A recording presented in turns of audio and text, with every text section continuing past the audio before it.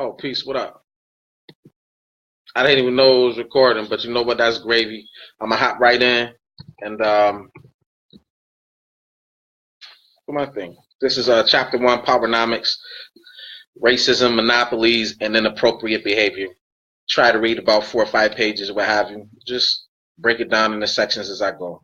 Racism, monopolies, and inappropriate behavior. Alice, which road do I take? Cheshire Cat. Where do you want to go? Alice, I don't know. Cheshire Cat. Then it doesn't matter which road you take. That was by Lewis Carroll from Alice in Wonderland, or the writer of Alice in Wonderland. The challenges we face.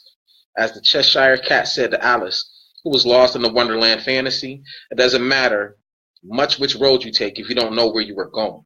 It is time for Black Americans to take a good hard look at where they have come from and where they are going.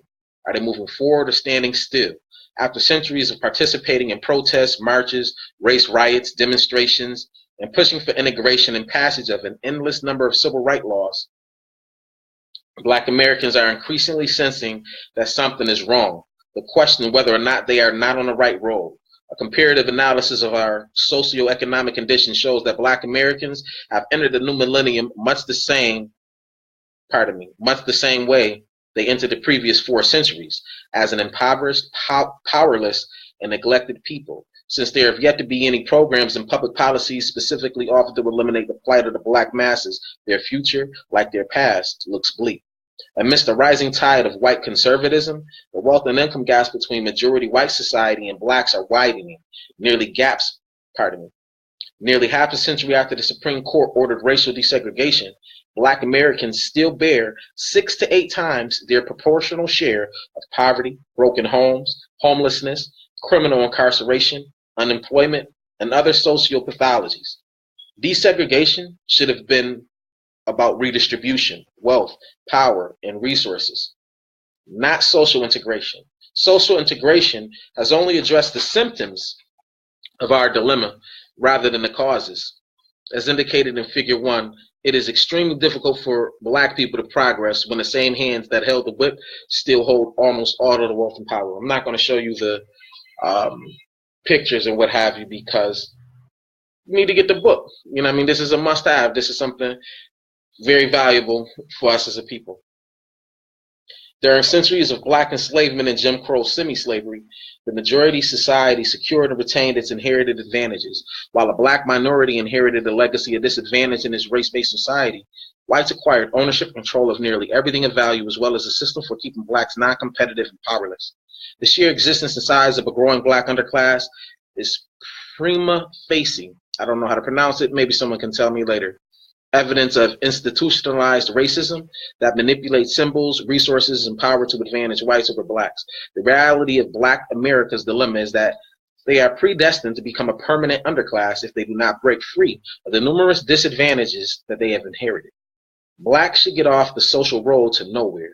There are no yellow brick roads to the future, nor will Blacks simply stumble into wealth and power in a competitive society. To find a better road requires Blacks to unlearn old behavior models, strategies, and learned helplessness in race matters. Blacks must understand that the nature of the competitive race, Blacks must understand the nature of the competitive race and make a radical metamorphosis. They must decide whether they want to get out in front of their competitors and work hard to get there first. If Blacks compete, they can expect to succeed in the race for wealth and power. Race, racism, and wealth.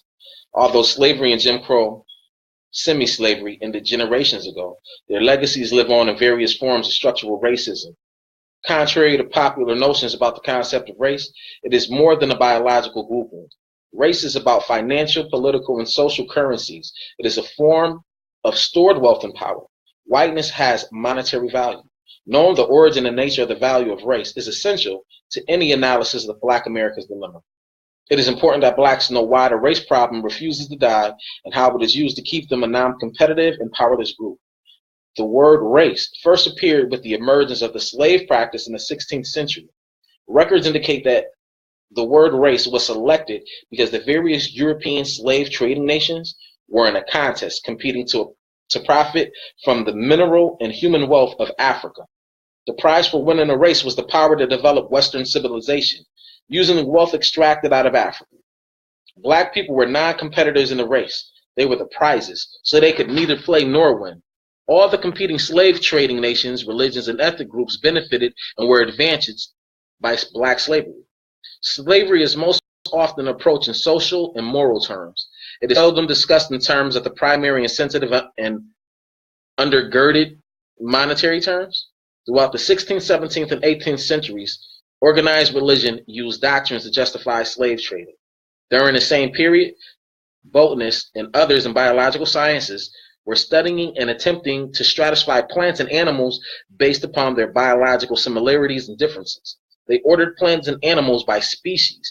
Though it took nearly 300 years, the concept of race eventually merged with the concept of biological species. By that time, white Europeans had secured nearly total control of the world's wealth and resource powers. Their new concept of race established superiority on the basis of who controlled the wealth, power, and resources at that particular time in history. Wealth, power, and privileges became the prerogatives of non-blacks.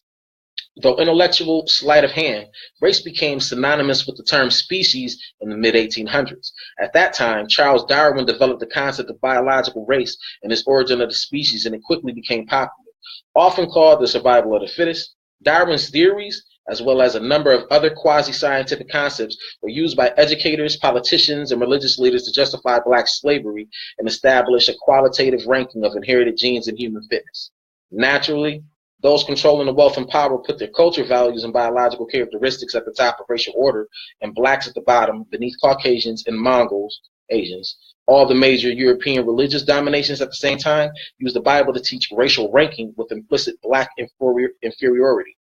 During the Black Civil Rights Movement of the 1950s and 60s, the concept of biological races was intentionally expanded to include cultural, religious, ethnic, and all Spanish-speaking language groups, which were competing with black people for rights, space, and privileges.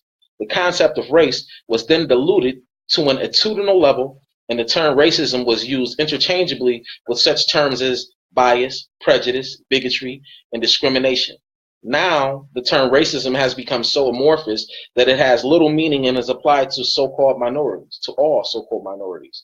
If black Americans are to resolve and reverse the legacies of slavery, they must view and treat racism based on its original meaning and intent. Racism, a race without a finish line. Racism is a wealth and power-based competitive relationship between blacks and non-blacks. The sole purpose of racism is to support and ensure that the white majority and its ethnic subgroups continue to dominate and use blacks as a means to produce wealth and power. Centuries of black enslavement and Jim Crow semi-slavery resulted in the majority society becoming 99-foot giants and blacks 1-foot midgets. The massive inequality in wealth and resources made blacks non-competitive and totally dependent upon whites for the necessities of life. True racism exists only when one group holds a disproportionate share of wealth and power over another group, then uses those resources to marginalize, exploit, exclude, and subordinate the weaker group. In America, it is whites who use the wealth and power to marginalize, exploit, and subordinate blacks. Whites can deny blacks employment, educational opportunities, business resources, a place to live, or the right to vote. Therefore, according to this definition, black people cannot be racist. No group of blacks has the power or exclusive control of resources to the degree that they can educationally, politically, economically, and socially exploit and marginalize the white race. Blacks can only react to racism and try to alter the conditions that racism creates. Despite the realities, there are numerous conservative blacks who act as apologists for white racism and confuse the issue. A conservative black radio talk show host in Los Angeles, for example, charges that blacks are as racist as whites. His desire for white approval, as well as his ignorance of history, impedes him from understanding that white racism and black prejudice are not the same thing. Blacks have a reason for their feelings about whites based on how they have been treated by whites. The white race, on the other hand, has never been marginalized by the black race. Racism reinforces the legacies of slavery and Jim Crow semi-slavery. Blacks have been unable to escape from those legacies because the majority society acknowledges the operation of racism in the distant past that minimizes its present significance. The burdens of inequality. The concept of race has progressed from the international competition for wealth and power to religious doctrine to biological classification to a personal attitude. Yet, conditions and opportunities are unequal between competing minority groups. There has been no equal sharing of burdens in our equal opportunity society. Members of ethnic, class, gender disabled, religious, Spanish language, and sexual orientation groups have not been treated in a manner equal to blacks. This nation has never enacted and supported public policies and laws that have denied non-blacks access to this nation's educational, political, social, and economic systems. These groups have not been customarily lynched, castrated, exploited, and denied the fruits of their labor.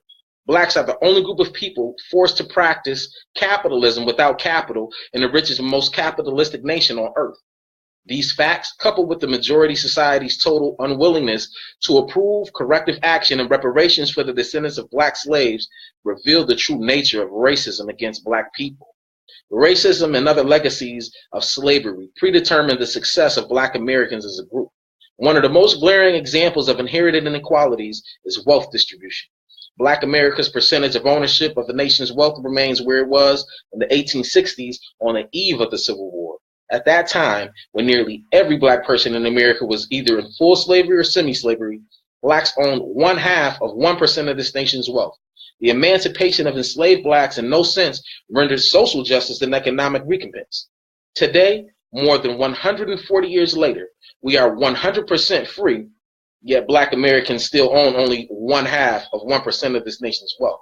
Today, the income of blacks as compared to whites has regressed to the level it was at the end of the 1960s. Approximately 38% of the black population is beneath the poverty line, and another 1/3 is marginal, just above the poverty line. The limited assets that black Americans most often have, such as automobiles and personal effects, depreciate rather than appreciate in value. Blacks even find that our homes, usually our most valuable assets, have a limited market and prices are dictated by urban renewal, expressways, or gentrification. The average black person passes on 0 assets to future generations. The typical white family is more economically stable and secure. Approximately 87% of this nation's economic assets are now frozen within the dominant white society and are passed on from one generation to the next in such forms as stocks, bonds, land, businesses, trust accounts, endowments, foundations, and insurance policies. Therefore, white children are privileged to enter the world with 87% of the resources that they need to succeed in life already in their families, race, communities, businesses, schools, governments, or social organizations. Thus, succeeding generations of whites can access these wealth resources over and over again. What is wealth? Wealth refers to the net value of a person, group, or community less their liabilities or debt at a given point in time. It is stored value. Income, in contrast, refers to a flow of dollars over a period of time. With rare exceptions, most blacks are so marginalized that they own and control little wealth or resources anywhere, including their own neighborhoods. The ancestors of enslaved blacks were forced to concentrate simply on surviving, pursuing civil rights, and integration. They had little to bequeath their descendants. Even though they succeeded in their social and civil rights efforts, their children cannot inherit welfare, food stamps, public housing, or a good job. 3 major impediments to black competitiveness. Regardless of how fast and how high black Americans jump, without proportional wealth, ownership, and control of resources, it is nearly impossible for blacks to play the game of capitalism and even more difficult for them to win. Why can't blacks win? Let's examine 3 major impediments to black self-sufficiency and competitiveness. Maldistribution of wealth and resource powers, inappropriate behavior patterns, lack of a national plan for empowerment. Each of these 3 major impediments is carefully examined and discussed in detail in the next few sections of the book. The first impediment, maldistribution of wealth. Peep this. This is something that interested me because I find it to be true. I haven't done all of the research, but throughout my experience in my years living here, and if you're from Buffalo, New York, even if you're not, anywhere in the United States, I've lived all over. You know what I mean? You can recognize it if you're a black or African American. The first impediment to black empowerment is the structural wealth The first impediment to black empowerment is the structural wealth inequities between blacks and whites. To begin our journey to self-empowerment, we first must understand that these inequities are structural, much like the framing of a house. The frame provides the underlying support for the walls, ceilings, and floors. You cannot see the framing once the walls and flooring have been completed. As long as the house stands, the way in which the house was framed will dictate not only its shape, but also the mobility of the people who live inside the house. The structural racial inequities of wealth and resource powers function in a similar way. They are buried in the fabric of American society. They dictate life chances, rewards, and opportunities, and explain how people act in race matters.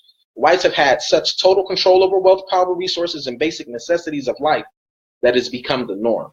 Racial myths have long promoted the belief that the conditions of Black Americans are the consequence of nature rather than the result of this nation's historical acts. The structural inequities of race can only persist if the historical origin of white control of wealth, resources, and power remain either unknown or ignored. White society will not publicly admit that its powerful self-interest perpetuate the legacy of slavery and Jim Crow semi-slavery. The critical contributions of Black people to the development of this nation and Western civilization are largely hidden. To admit Black people's contributions is to trigger white guilt and a sense of responsibility for Black people's predicament. According to records, the majority society compiled its wealth by using a simple economic principle. The industry of slavery produced a 1,500% return on investment without the burden of wages, employee benefits, and taxes. The lifetime profits produced by slaves were passed on to the slaveholders' heirs and their heirs' heirs. Wealth accumulated for white society while poverty accumulated for Blacks. Our nation claims to be an equal opportunity, colorblind society after more than a century of maldistributing the nation's land and wealth-producing resources to everyone but Blacks. Even after Jim Crow segregation ended in the 60s and this nation formally became a just society, the white society committed only $15 billion to conduct a war on poverty. Since this program included every group in America, it is unclear how this limited effort was supposed to correct the centuries of abuse inflicted specifically on Black people. Social conservatives argue that 70 years of the Great Society programs fulfilled all responsibilities that white society had to Blacks for 400 years of slavery and Jim Crow semi-slavery. I'm going to stop there because there's no way you can reverse something that lasted 400, 500 years with 7 years of effort. You're going to need at least 70. As we continue, neither the U.S. government nor social conservatives have offered a public explanation for including gender, ethnic, class, Spanish-speaking, and disabled groups in a program that supposedly paid the nation's debt to Blacks. Ironically, during the same 7-year period, the nation spent $120 billion on the war in Vietnam, which was 8 times larger than the amount spent on the war on poverty. Hidden behind the facade of a colorblind society, racism in the 1970s became politically incorrect. To maintain the status quo, structural racism replaced overt racism, and the term minorities replaced Blacks. Our monopolized society. Racism in America has gone through a number of mutations. Though always retaining its inequities, it is now practically impossible for members of our society to see improved racism against Black people. It is now hidden behind a pseudo-egalitarian smokescreen. Social conservatives and the power elite praise Martin Luther King Jr., picked up the rhetoric of the Black civil rights movement, but distorted the fundamental intent for the movement. They proclaimed that racial inequality no longer existed and all groups were starting out even. Thus, they created an illusion. Just like the drunk who took his pet alligator into a bar, cut off its tail, painted it yellow, and called it a dog, social conservatives and the power elite are taking racism through similar false transformations. However, no matter how it is camouflaged, racism is still right before our eyes. Old-fashioned racism has gone legitimate again, masquerading with all of the rights and privileges of approved monopolies. The word monopoly emanates from the word monarch. According to Charles R. Geist, the author of Monopolies in America, the tradition of monopolies was inherited from English common law. The British Crown granted patent letters to merchants, giving them exclusive right to provide certain goods or services. Any monopoly conveys the ultimate source of power, wealth, and control to a person, group, or business. When a business entity has a monopoly, it dominates and controls nearly all aspects of an industry and can use its massive power to raise barriers to control markets and bankrupt competitors. A racial monopoly, like any other monopoly, is defined by its origin and the power it has over its competitors. On its way to becoming the essence of various white monopolies, racism has passed through 3 monopolistic stages. The first stage is a natural monopoly. That protects things that are strategically vital to the government itself. In race matters, whiteness and all of its ramifications was always strategically vital and invaluable, entitling its bearer to wealth, privileges, authority, power, and certain inalienable rights. The United States Constitution codified whiteness as a national asset. Various state and local governments passed anti-miscegenation laws that defined whiteness and protected it from racist mixing. The second is a collusive monopoly. This monopoly exists when members of a tightly knit group of public agencies or private corporations enter into specific agreements to control the marketplaces or the wealth, power, and resources of a society over their common competitor. In race matters, it is a collusive monopoly when its nation continuously expands the definition of whiteness to include a hierarchy of ethnic groups. Today includes a succession of immigrants from Europe, the Middle East, Spanish-speaking countries, and Asia. All of these groups are unified as members of the Caucasian race, with the exception of blacks and Asians. And according to Andrew Hacker, Asians are on probation to be classified as white. Immigration laws are examples of specific agreements that control marketplaces, wealth, and power. These laws established new priorities for admissions: country of origin, family members who are already here, possession of needed skills, and a financial ability to purchase entry. This criteria is biased toward immigrants with skin color that is more acceptable than black. The third stage is shared monopoly. This is a popular term used in the business world today. A shared monopoly is a composite of a collusive and natural monopoly. It reaches its maximum effectiveness when members of a group work together to control or drive competition out of the marketplace. Small businesses have federal antitrust laws to protect them from the power of large corporate monopolies. But there are no constitutional or government provisions that prevent the white society and its feeder immigrant groups from shutting blacks out of political and economic marketplaces. Okay, I'm going to stop there for now, and I'll continue this later. Peace.